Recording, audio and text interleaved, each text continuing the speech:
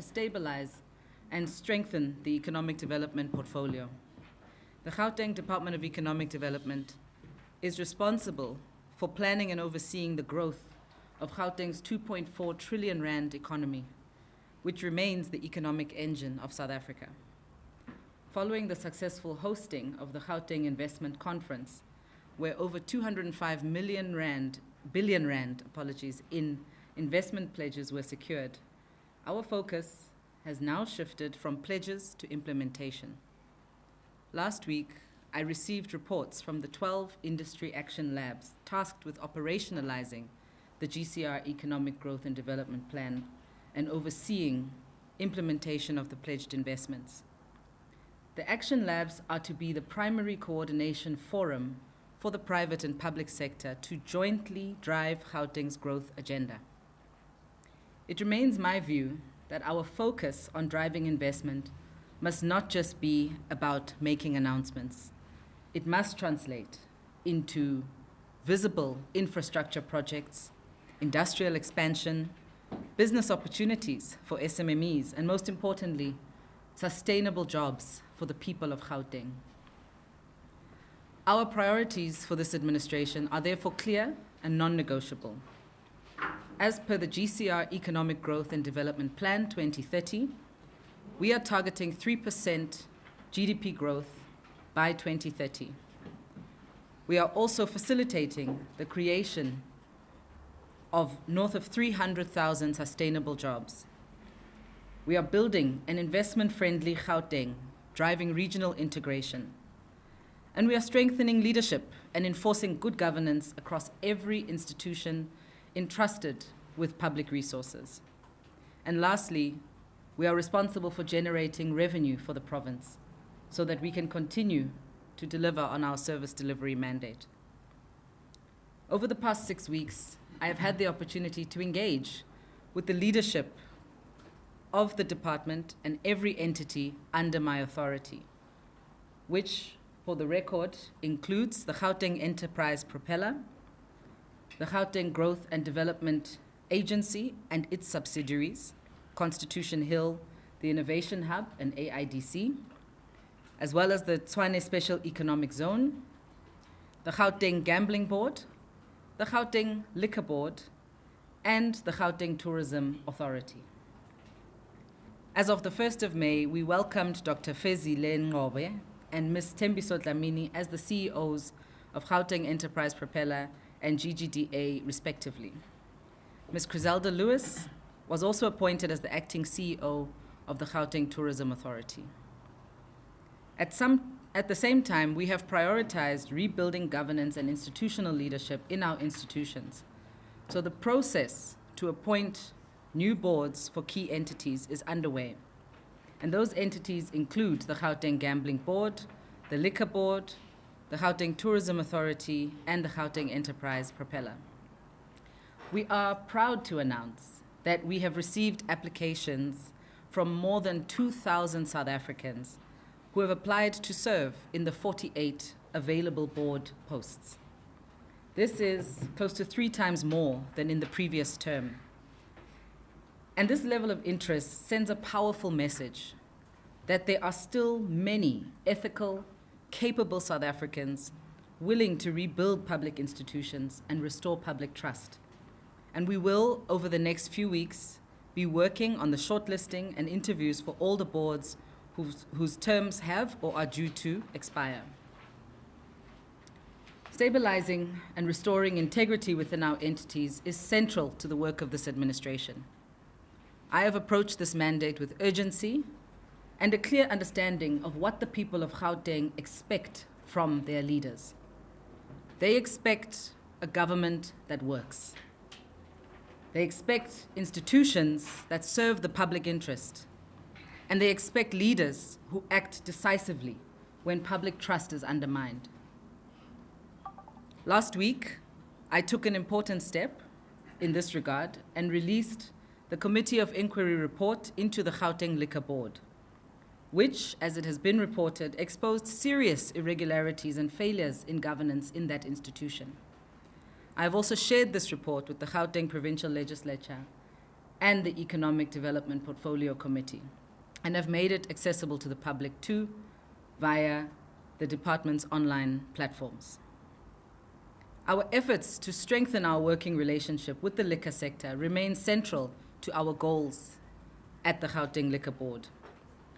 We established a liquor stakeholders forum, and we hosted an inaugural meeting to formulate a joint approach to harm reduction and alcohol abuse. In my 6 weeks in office, we have also finalized and submitted the Gauteng Liquor Amendment Regulations to the legislature, which has approved the amendments. This will see, amongst other things, a 7% increase in the annual liquor license fees, a necessary intervention for improving revenue generation for the province after a prolonged period of 7 years without increase. We are now moving towards strengthening our oversight mechanisms, introducing technology-driven systems to minimize leakage and enable faster and more efficient application processes, as well as improve compliance.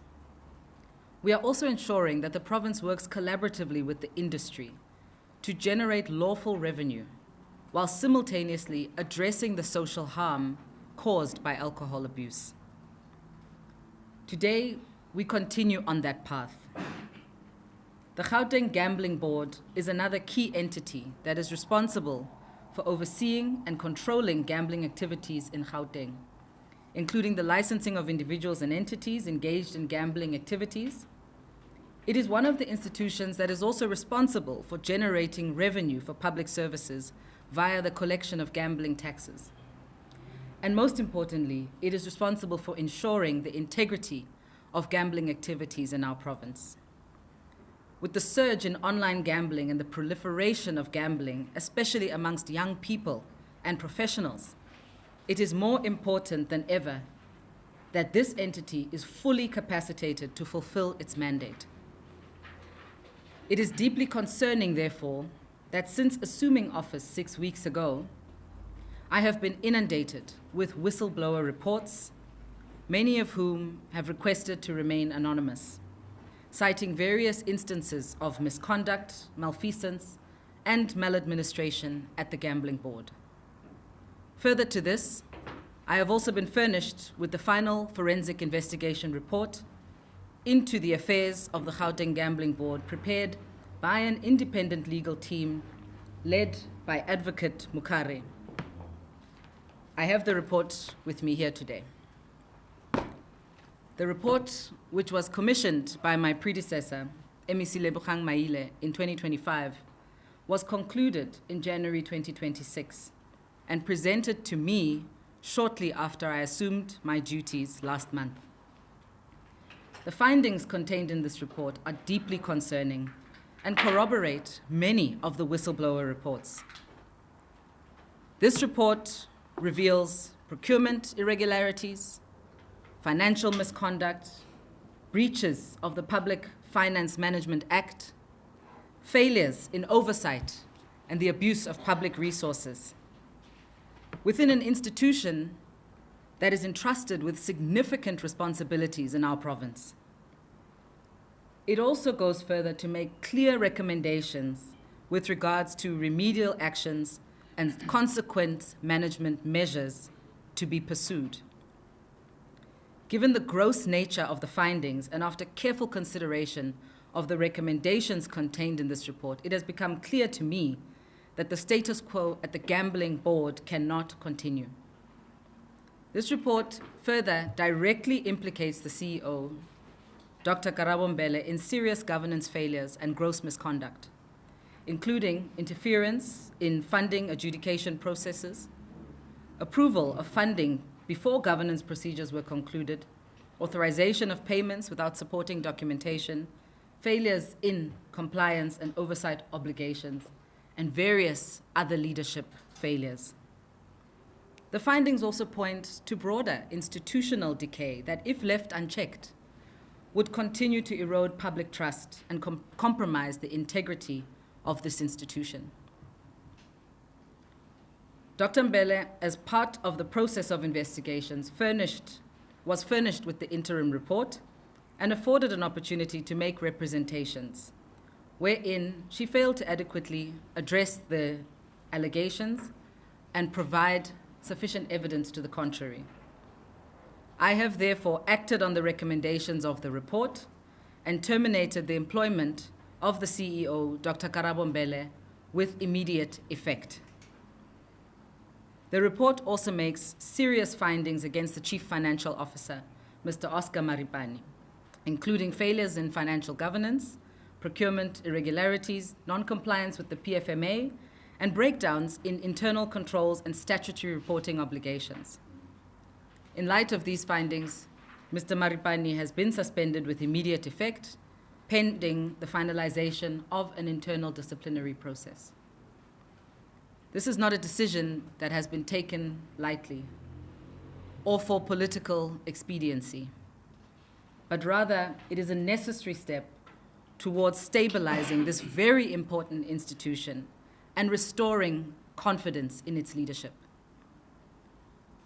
It's important to also note that the Gauteng Gambling Board does not currently have a constituted board, following the resignation of several board members in December 2025.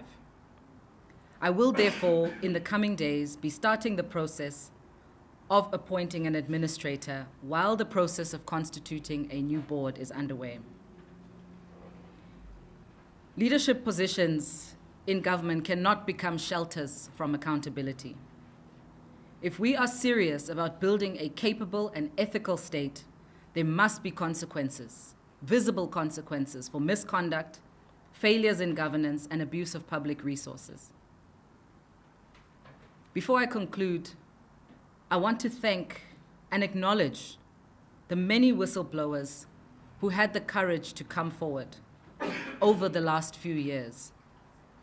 Without their bravery and their refusal to remain silent, many of these acts of malfeasance, poor leadership, and abuse of public resources may never have been exposed. Gauteng and South Africa at large needs more ethical and courageous public servants who are prepared to defend the public interest, even in the face of intimidation and personal risk. As this administration, let it be known that the fight against corruption will no longer be fought by whistleblowers alone. We are joining the fight decisively and unapologetically. As long as we are entrusted with the responsibility to govern, we will use that authority to restore integrity, enforce accountability, and fundamentally change the public perception of government through action, through consequence management, and through ethical leadership. I further wish to thank Advocate Mukare, Senior Counsel, and his team for conducting a thorough and independent investigation, including the review of more than 80,000 pages of evidence and documentation over the last 12 months, conducting numerous interviews, both internal and external, with whistleblowers and staff members, and following up meticulously on every lead they were given. Lastly, I would like to thank my predecessor, MEC Maile, for initiating this report and laying the foundation for the accountability measures we are implementing today. We will use the authority entrusted to us not to protect and shield wrongdoers, but to restore good governance, to enforce accountability, and rebuild public confidence in government institutions. Corruption, maladministration, and abuse of leadership positions will not be tolerated under this administration. And no individual, regardless of their status or their station, will be above reproach. The people of Gauteng deserve competent, ethical leadership, functioning institutions, and a government that acts firmly and decisively when public trust is violated. We are now on that journey towards rebuilding our institutions, to restoring integrity, and clearly demonstrating that public institutions can be a force for change with the right leadership. And under this leadership, the Gauteng Department of Economic Development will rise. I thank you. Thank you so much, MEC. Just to note one small correction on the media statement. The acting CEO for GTA is Griselda Venter. Oh, Griselda Venter. Sorry. My apologies. For our colleagues at the My word. Can I put it on record? My sincere apologies to Griselda Lewis. I meant Griselda Venter. Please let the records show. Indeed, it just shows the power of the brand of Griselda Lewis. Thank you for that, MEC. Colleagues, we'll move into a round of questions. If there are any from the floor, please indicate by raising your hands. May you please tell us your name and the media house that you are representing. I see one from Thembisa online. 2 is News 24. Anybody else? Okay, we'll run with those 2 for now, MEC. Please go ahead. Thank you. My name is Mfanelo. Dzanibe. I'm from Thembisa online. MEC, I just wanted to find out, you spoke about the initiative that you're going to take in terms of the car and taking licensing and everything. Is there any way that you can help those who might have been owning ship-ins, maybe for 20 years, who are still struggling to get like permit or license to be formally trading? Because it looks like there's been a struggle back then, and then there was an announcement that the ship-ins are no longer, the shipping permits are no longer being issued. So I just wanted to find out, is there anything that the government can do for those operators? Thank you so much. Siamtanda? Morning, MEC. My name is Mfanelo from News 24. Last week we were at a briefing with the MEC for Finance, and he laid out some of the numbers and the state of the Gauteng finances. And one of the things that came up was unconditional grants that were not spent. Agriculture was one of those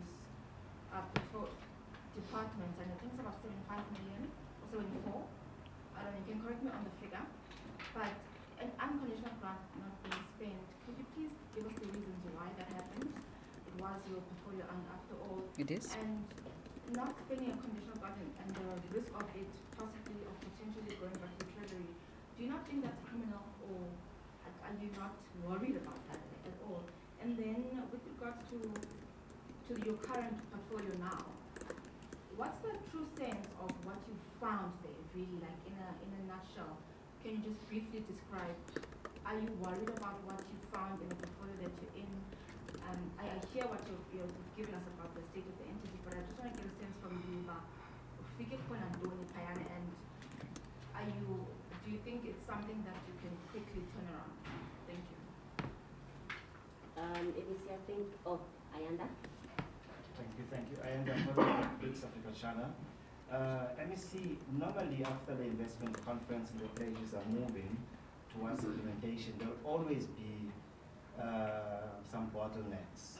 We've seen this with the South African Investment Conference, but what investors normally want to know, what mechanisms are you going to be doing in troubleshooting those, or you're going to be waiting, similar to the South African Investment Conference, for the next year to really resolve those. So this time around, do you have a mechanism in place for all those stumbling blocks? Okay, I think we can deal with those 3, MEC. Okay, perfect. Thank you for those questions. Let me start with the last question, because that's really where I started my remarks. We have indeed shifted our focus to implementation. And in doing that, we have had to reflect on what become some of the biggest challenges and stumbling blocks towards implementing on those investment pledges. Now, it's important to set out that those investment pledges that make up the 205 billion rand are pledges that come from private entities, private companies. Some are domestic investors, some are international investors. Some already have operations in the province and would then be simply expanding their operations and making additional investments.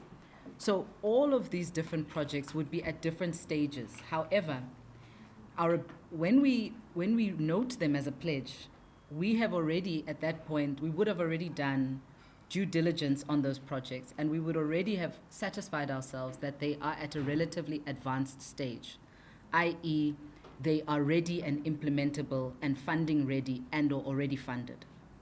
So we don't simply kind of, it's not a matter of anybody comes and says, I'm pledging, and it's a pledge. Prior to the actual investment conference, significant work is done to actually do due diligence on these pledges to ascertain whether they are ready for implementation and what specific interventions they require from us as government to be able to move them along. Now, the challenges that sometimes arise would often arise, for example, in what is often blanketed as red tape issues. So to that effect, we have set up a mechanism to be able to fast track and assist with the unblocking of red tape kind of blockages. You know, for example, we have the one-stop shop, but in addition to that, we have now actually enhanced our implementation mechanisms through the establishment of action labs. Action labs are divided into the 12 key sectors that form the basis of our economic growth plan. And the members of these action labs are a combination of leaders from business as well as from the public sector who can then jointly oversee the implementation of some of these projects, but also oversee the execution of our broader economic growth plan. And so my point is that in establishing these action labs, number one, in the work that is done by the one-stop shop, and also in the due diligence that is done prior to the investment conference, we've really tried to build in additional safeguards, if you will, to ensure that we can have successful implementation of these projects. Let me leave it there. Let me come to the question you asked, Siamtanda, about what my sense is about the report. The report is very clear. The Gauteng Gambling Board, for many years, has been wrestling with this issue of governance failures, various forms of institutional failure and inefficiency, and leadership challenges, both in terms of the boards, as well as the CEO and the executives. And it doesn't start today. But, and what this then does, as we know, leadership has an impact on everything that then transpires in the organization. There are people who were exited from the organization. So in doing that, we've lost significant capacity and institutional knowledge. There is quite obvious corruption and malfeasance that has taken root in the culture of the organization, and also a culture of fear, where people are not empowered or enabled to voice their views and concerns for fear of being hounded out of their jobs. And so, long story short, we have an institution that has become beset by a very toxic culture and is besieged by significant governance challenges overall.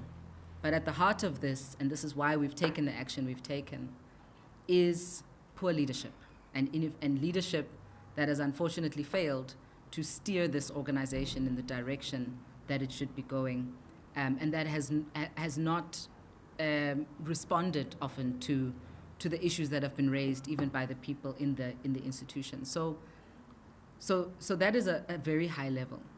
There are also some criminal matters that potentially also need to be explored in this report. And certainly our actions and the actions we've announced today are not conclusive.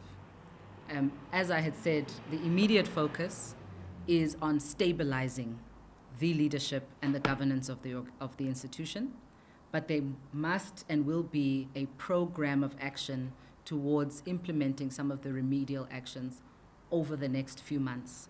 And between myself, the administrator, and the incoming board, this will form part of the longer journey of getting the gambling board back to where it needs to be, and back to being an institution that can deliver its mandate on behalf of the province. Although it's not today's topic, but I'll wear my other hat for a moment. I am still MEC for Agriculture and Rural Development, so I am very much still responsible for that. It's a conditional grant, and this is an important distinction. Conditional grants are granted from national government. So at the beginning of the year, when we present our budgets, in that number that you will see is what is pledged effectively by national government, should all the conditions be met. It is not money that we receive in our accounts or in the treasury account. It is money that is available that can be released subject to certain conditions being met. Those conditions range from a number of things in terms of project readiness, readiness for implementation, of course also a number of administrative issues around whether, you may find a project was initially funded, but then to be able to release subsequent funding, there has to be project reports that are then given. You will know, Siamtanda, we had an issue in GDAD a year ago with a project that I myself put a stop to because I was not of the view that it was a bona fide use of public funds because the project itself had not delivered on what it was meant to deliver on and for the purposes for which it was approved. And this continues to be the rigorous process of assessment that we make before I am able to append my signature to say we are happy now to request those funds. So this is a part of an ongoing process, and I think it's important to clarify, these are not funds that are being returned. These are funds that are released conditionally once certain conditions are met for certain projects. And I'm of the view that we need to be chasing quality and impact, not simply spending. I know that is a change of perspective, but it's an important one because we have built a culture where where entities or departments receive clean audits, they spend all their budgets, but on the ground, the impact of those activities are not felt or seen. And the public is asking themselves, where does all this money go? Where are these projects that all this money is being spent on? So we have implemented rigorous assessment processes, which for now have resulted in us registering some under expenditure. But we are of the view, especially now that we've appointed a new head of department and we are implementing some of our institutional reforms within GDAD, that we will soon be turning that around as well. Mfanelo, thank you for your question as well. And this is a really important matter that you've raised. We actually will be meeting with the Gauteng Liquor Traders Association this week as well. And one of the key topics around this engagement is to discuss the way forward and how we are going to work together to regularize shebeen owners, tavern owners, etc. We reported last week that in terms of the Gauteng Liquor Board, we currently have 33,000 outlets that are licensed from which we generate revenue. But we have close to 200,000 people who are operating illegally or without valid licenses.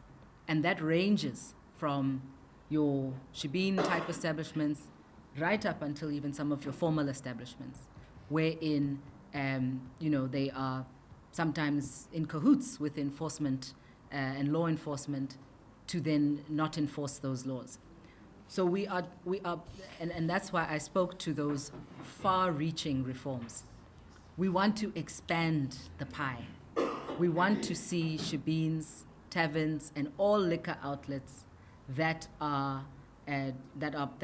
should be receiving licenses getting regularized, because one, that is revenue for us, but two, it's also protection for the public. There are obviously a number of entities that are trading in areas or under circumstances that would be prohibited or would not be allowed by the Liquor Board, and that is something we also need to accept. because enforcement and compliance is an integral part of our mandate as well. So we are on a journey that we are walking with the industry, and our primary objective is to regularize the industry and ensure that all those people who want to sell liquor in our province or trade in liquor, they must do so legally. And all of those who are looking to be licensed, we ourselves must also be able to ensure that that process is efficient and that they're able to do so expeditiously. Thank you. Thank you so much, MEC. Any other hands before we conclude? We'll do SABC, EWN, and then we'll close off with power. Thank you. Please go ahead. Good morning, everyone. My name is Dzanibe from SABC News. I just have two questions for MEC. The first one regarding the liquor board. So my first question is pertaining to the media statement that was released on the 10th of May, if I'm not mistaken. On that brief, the MEC briefly outlined that there's huge corruption in the liquor board, whereby people who are running shebeens and taverns are under the radar doing their establishments in places where their policy or the act is not allowing them to do so, near churches, near schools, and so forth. So I wanted to ask MEC, I heard you were talking a lot about the actions that will be implemented, actions. So I want you to briefly give us maybe a summary of those actions that will be taken to combat that crisis of corruption in the liquor board. And secondly, I saw that there's going to be an increase in the licensing liquor. So I want to ask, is that not going to maybe increase the corruption, as we already have an unstable economy and there's a rise in unemployment and the fuel prices are hiking, which makes everything high. So does the increase not also increase the corruption? Yeah, I hear you. Thanks. Hi, I'm from EWN. I just wanted to ask regarding the great mention of your target to grow the economy by 3% by 2030. Can you just take us through how exactly are you going to do that? I mean, Gauteng has a problem with generating income at the moment. There are huge financial constraints. So what are you going to be doing? You talk about 300 sustainable jobs. Just insight in terms of your plans of how are you going to achieve that? And in terms of the entities that are here, are they still fit for purpose? Are there any other issues with any of the other ones? Like, for example, you have the enterprise propeller. Because it's not showing up in the data in terms of the growth of small enterprises. Is it there? What's happening with it? An understanding of if these entities are actually fit for purpose, and if there are any changes that you see. I know it's too soon to be in the position, but you know what we can look out for. Sure. Good day, MEC. It's Kosnati Shazi from Power FM News. Just one question. So of course, gambling plays a big role in revenue collection for the Gauteng government. Contributes to the GDP, but it also seems to be a double-edged sword because you are citing your concern on the surge of online gambling and the proliferation of it, especially amongst young people. If I'm not mistaken, Rise Mzansi has also tabled something in Parliament where they call for the regulation of online gambling. Just your reflections on your concerns of the rise of online gambling, especially considering the fact that it actually plays a major role towards revenue collection. Thank you very much. I think that was it. Is that it, colleagues? Okay. Thank you. Thank you for those wonderful, brilliant questions, colleagues. Let me begin perhaps with yourself. It's Zine Butsile. Buthelezi. Eh? Zine. Oh, Zine Buthelezi. Okay, that makes more sense. So you're correct in saying that we did outline the high-level initiatives and actions we plan to take towards resetting and actually, getting the liquor board back to where it needs to be. And I don't want to go through that fully again, but I'll share at a high level. One of the key issues that we face is indeed our level of revenue collection.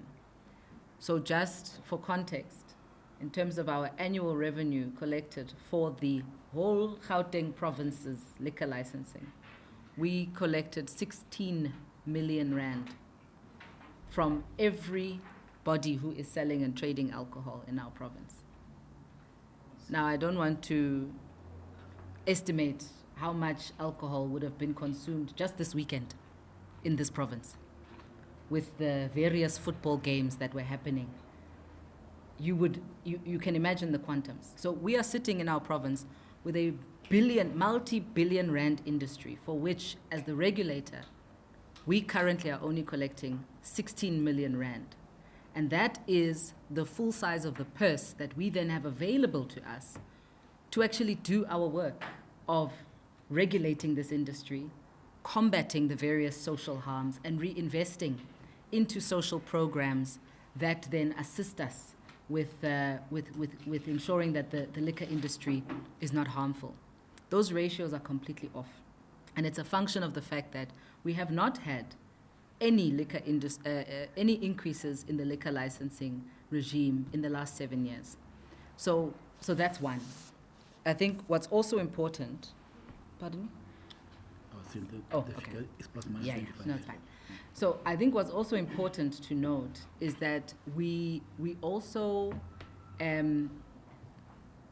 have spoken quite extensively about the digitization process and how we need to make it easier for people to trade legally in the province. So, and that is also, and we must accept that there are actually many people who would want to have a liquor license, but they have found it difficult to do so because of the difficulty, the cumbersomeness of our own internal processes and our own application processes. There are people who have been waiting for applications to be approved for more than 2 years. Some will even tell you it's been more than 5 years. They have not received responses. So we are firmly of the view that we have to expedite the moving to a digital application process, which will facilitate that and also help us to increase the size of the pie. Lastly, it's really also about enforcement.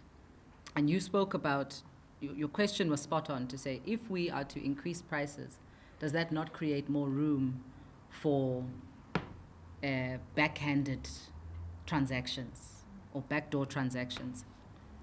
And this really boils down to, one, our application process itself, but I think secondly, to our enforcement and compliance process. So, and this is something we spoke extensively about. We are reliant on law enforcement to assist our own enforcement capabilities. We have inspectors that go out that are able to then ascertain whether people have licenses or not. But once a compliance officer leaves the site and issues a non-compliance certificate, it is up to law enforcement to ensure that that place stays closed. And what we have seen is that enforcement is not happening. That coordination with law enforcement, even the coordination with municipalities, is a challenge. So we have to strengthen that to ensure that we are all speaking the same language, and that when we are putting out perhaps new regulations or where we are trying to enforce, that enforcement is actually being upheld by the law enforcement officials. Just as a last, so just as a last point, our intention is not to penalize law-abiding citizens. We know that there are many bona fide entrepreneurs in the liquor industry who are not only contributing to their own families and livelihoods, but to society. And they are trying to operate legally, and those are the people we want to make it easier for. But for the people who want to abuse the system, who don't want to comply, and who are hell-bent on breaking the law, it is our job to make it difficult for them to trade in the province. And that's what we intend to do.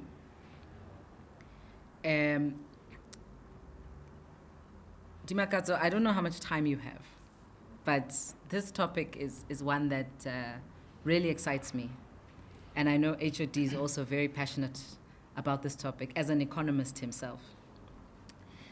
We recently released the GCR Economic Growth and Development Plan 2030, which I think we'll also share with yourself, because that plan is quite comprehensive about what it envisions as the growth trajectory of the province, but also where exactly that growth will come from, and how we need to shift the structure of the economy to be one that is more industrial in nature, so drive industrialization actively, focus on industries that are labor intensive, and also ensure that we are able to leverage all of our collective capabilities, whether it's through public procurement, whether it's through the regulatory capabilities of the municipalities, ensure that as the state, we are also an enabler for that growth rather than an inhibitor, which I think sometimes we are accused of being.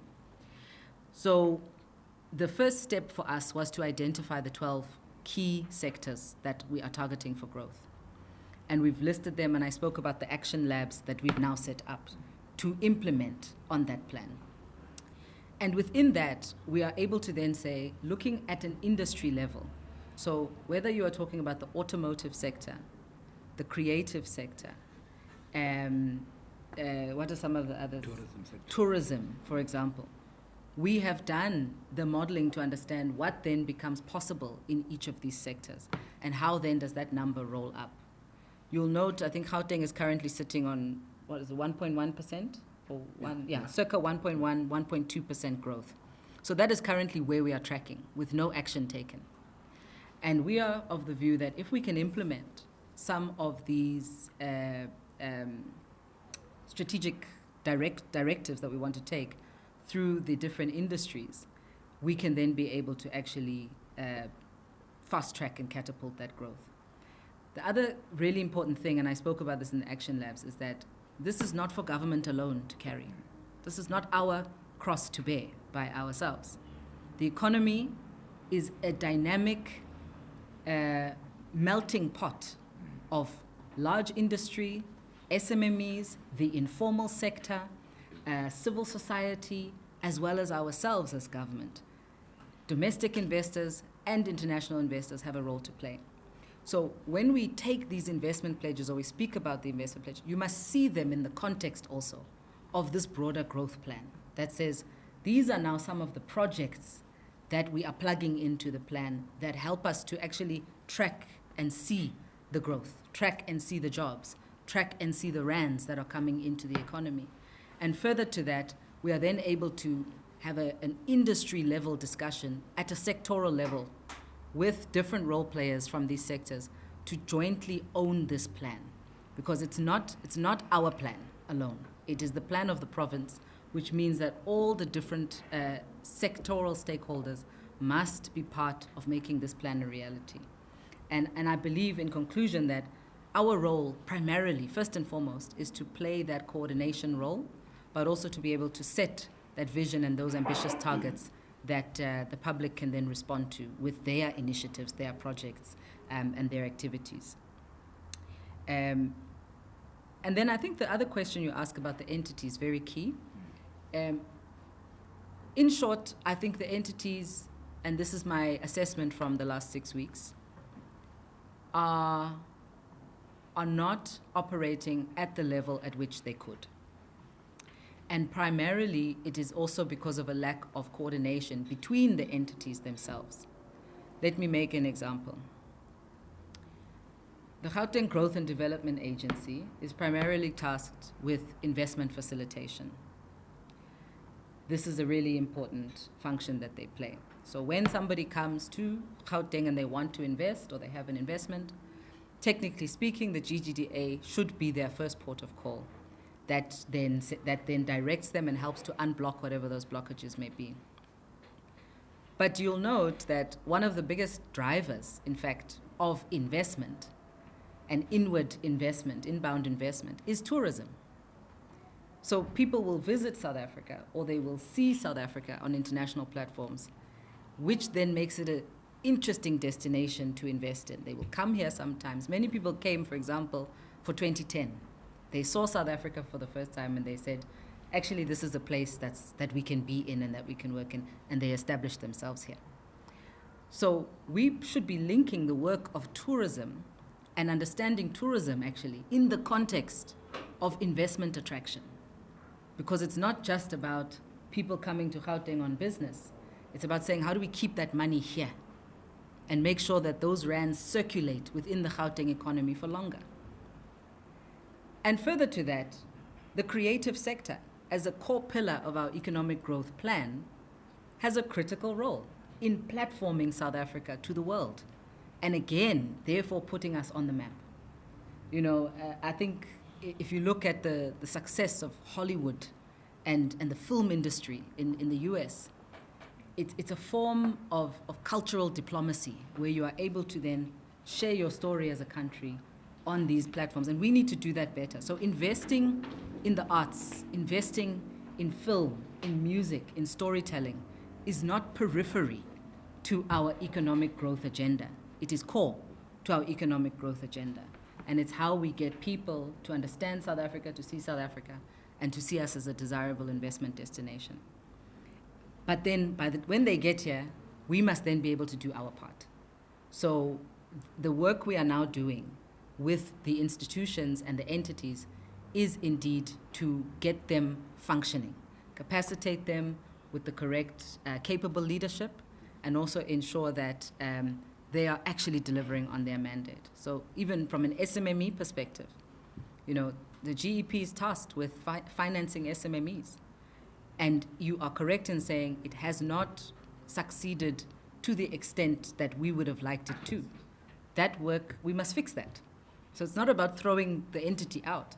It's about diagnosing where are the issues in the entity and how do we once again link that entity to the broader economic growth agenda of the province so that it becomes an implementer agency and a financing agency beyond even its own balance sheet. It should be able to even go and raise funds from other entities and aggregate SMME funding through the GEP.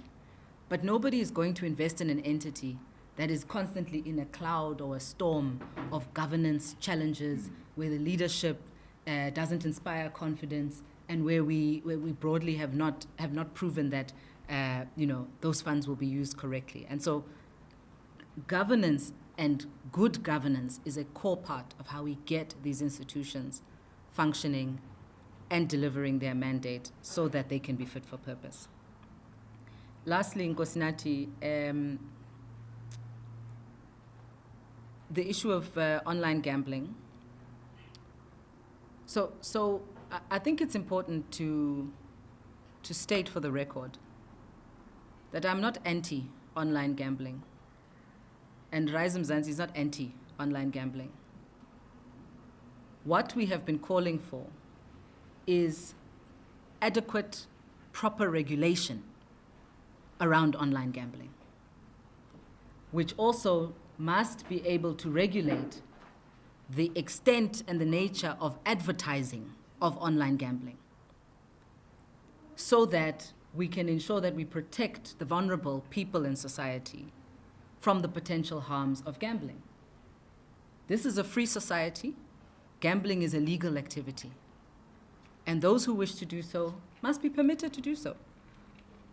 But our job is to ensure that we minimize any potential harms by ensuring that the regulation is responsive and the regulation is able to actually address the real nature of the industry. And it has evolved significantly from where it started being only terrestrial land-based gambling. Now you can gamble in your bed at 2 a.m. in the morning. I imagine, actually, let me not say that, I don't know for a fact, but I'm assuming it's possible. And that changes the nature of the game entirely.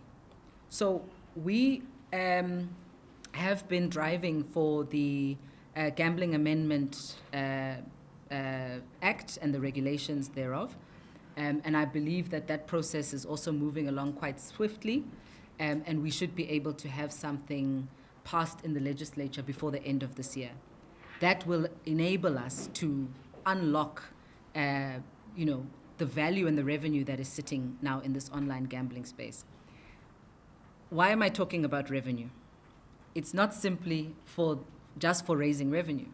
Part of our mandate as the gambling board is that we are supposed to raise that money so that we can reinvest it into programs, activities, and into the communities that are potentially facing social harm and the risks of gambling, and also just general social issues. Now, if we're not able to raise the money because our regulation doesn't even recognize online gambling, we cannot do that part adequately. And that's a big part of it. We cannot, for example, drive large awareness campaigns. I mean, everywhere you go right now, I don't think you can walk into a public space or a major event without seeing online gambling advertising. Now, we cannot respond to that effectively because we don't have those same budgets to be able to put up a billboard that says, beware of online gambling, which is what we should be doing, informing the public, empowering the public to make better decisions, and also limiting gambling advertising in places where it is likely to cause undue harm to minors or to people who would be described as vulnerable communities. And there's a lot of work happening in that regard, being driven by Makashulekana as Rise Mzansi's representative in Parliament. And now, of course, with myself here, that work continues and we are able to actually implement it and see it over the line. Thank you. Thank you, MEC. There's just one that I received.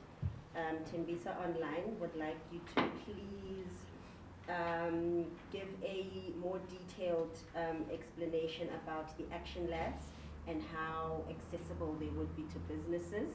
And then we'll close it off with Dimakato, who has a follow-up, and then that will be it. Thanks. So I wanted to understand, has the GDP for Gauteng grown above 2% in the last 5 years? Because I'm trying to determine if this 3% target is realistic. Because we've had downward revisions of growth projections from National Treasury, from whatever. So is that realistic? And have we been able to achieve growth above at least or just around 2% average over the last 5 years?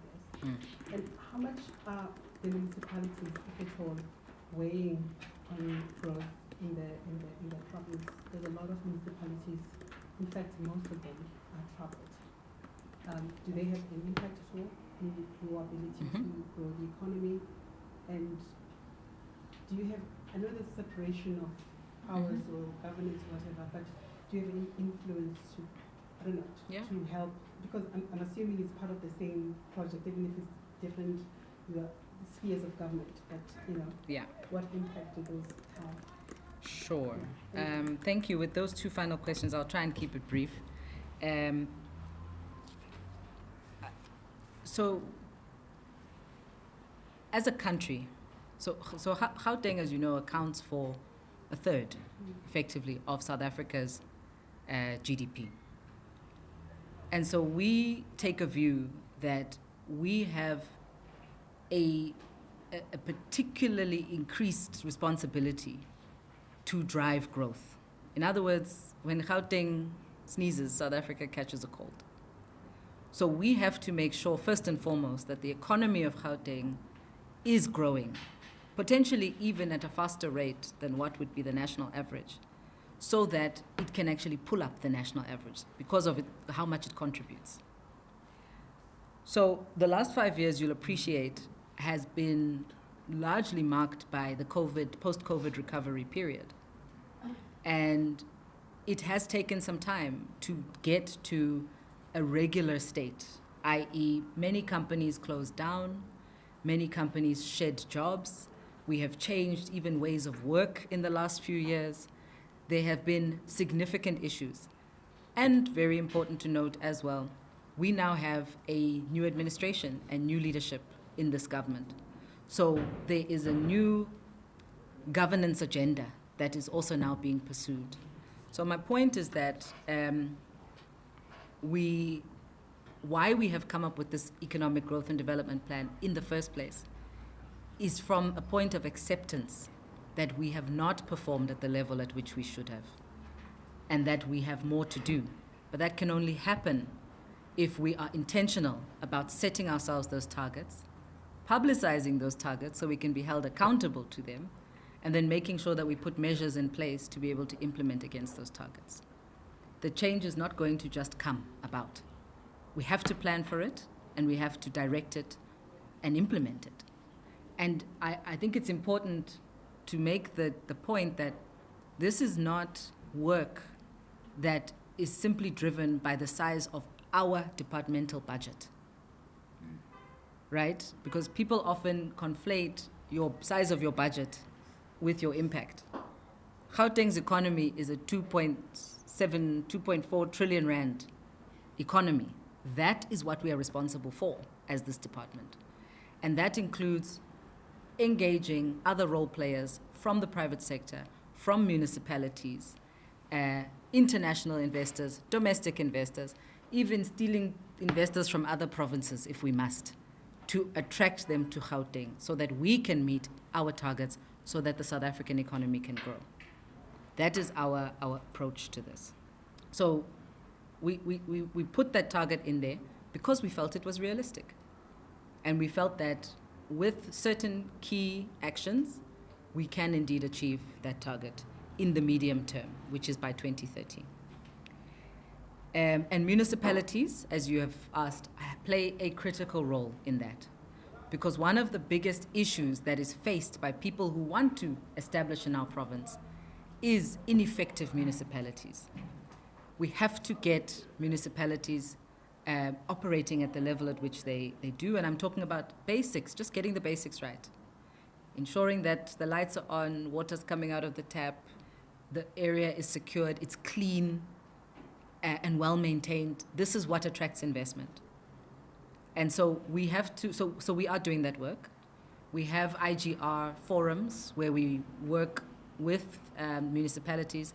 The Premier also has a Premier's coordinating forum wherein we meet with mayors of the different municipalities, because as a province, we don't exist without municipalities. And this 3% that we want to achieve is going to come out of municipalities ultimately, because that is where people are doing their work.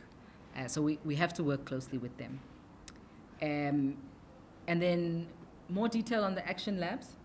I think what we can also do is make some of the written information available on our website, and I'll take that upon myself to do that and work with the team to do that.